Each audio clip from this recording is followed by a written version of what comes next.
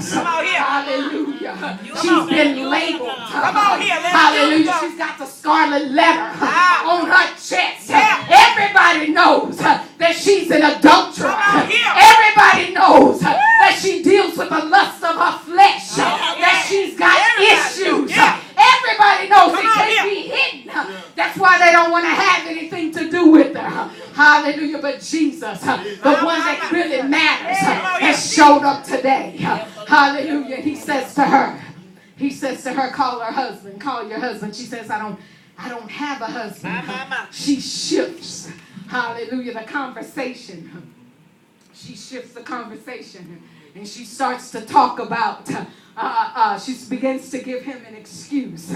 Hallelujah. In verse number, hallelujah, after he tells her about her husband, verse number 19, you don't have to turn there, but I'm going to read it. The woman said unto him, Sir, I perceive that thou art a prophet. Hallelujah. Our fathers worshipped in this mountain, and ye say that in Jerusalem is the place where men ought to worship. Hallelujah. She starts to tell him about the place of worship. You know, I belong to my father's business. Hallelujah. I belong to the Tabernacle of Meeting. I belong to Victory Chapel. She starts to tell him about where they worship. Hallelujah. The place, the building that they worship in. You don't know. My pastor is Apostle Jermaine Smith. You don't know who you're talking to. My pastor is Bishop Aaron Williams. You don't know who you're talking to. She starts to give him all of these excuses and the history about her church. And Jesus said unto her, he said, woman, you need to listen. Believe me.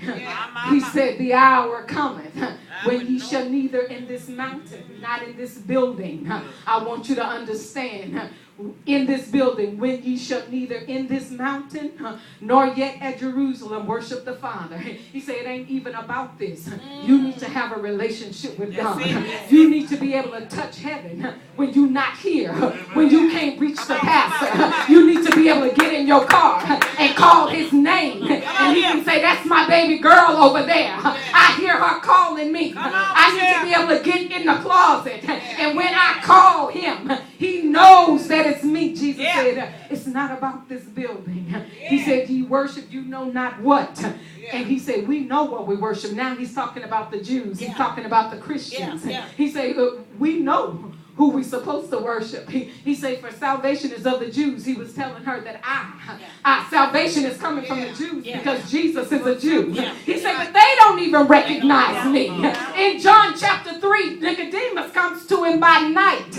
And what he says to him, he says, Master, teacher, we know that thou art a teacher that comes from God. He said, we know because of the works that you do.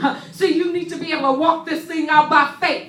If you never see him do another thing, you need to know, hallelujah, that you have a relationship with God. If he never blesses you with a house, if you never get a husband, if that child never gets saved, you need to know that you have a relationship with God.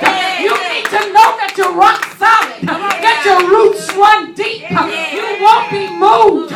You won't be swayed because you have a relationship. Hallelujah. Not because of this building. Hallelujah. Hallelujah. Because you're connected. Hallelujah. Because you have relationship. He said that the hour. Hallelujah. Hallelujah. He said the hour comes. Hallelujah. The hour comes. The time is. Hallelujah. He said when the true worshipers.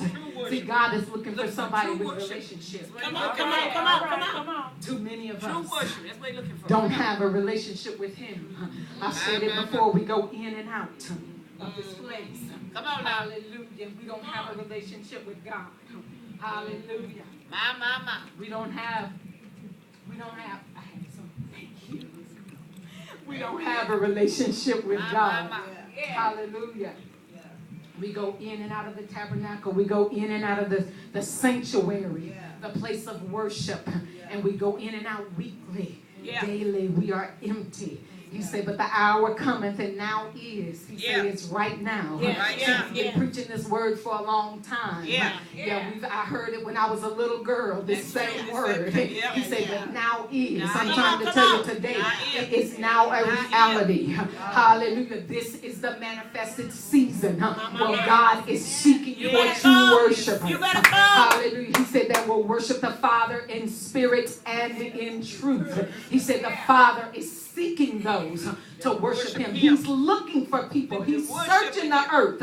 He's looking over people. Aren't you glad he chose you? Hallelujah. There's some people that he didn't pick. The Bible said that he chose good and evil. He uses that thing for his glory. Hallelujah. I thank you that he chose me. Hallelujah. I'm glad that he handpicked me through all of my detours and my disobedience and my rebelliousness and my stubbornness and my sin issues. He chose me.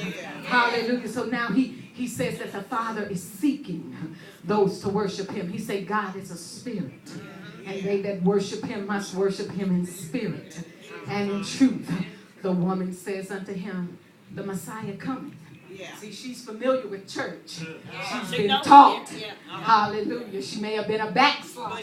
Hallelujah. But she's been taught. She knows the word of God. You know, you can ask anybody that's been in church long enough. They know who Jesus is. Hallelujah. They may be out on the street, but they know who he is. Hallelujah. And they'll say, she said, I know the Messiah cometh, which is called Christ, who is, when he comes, he will tell us all things.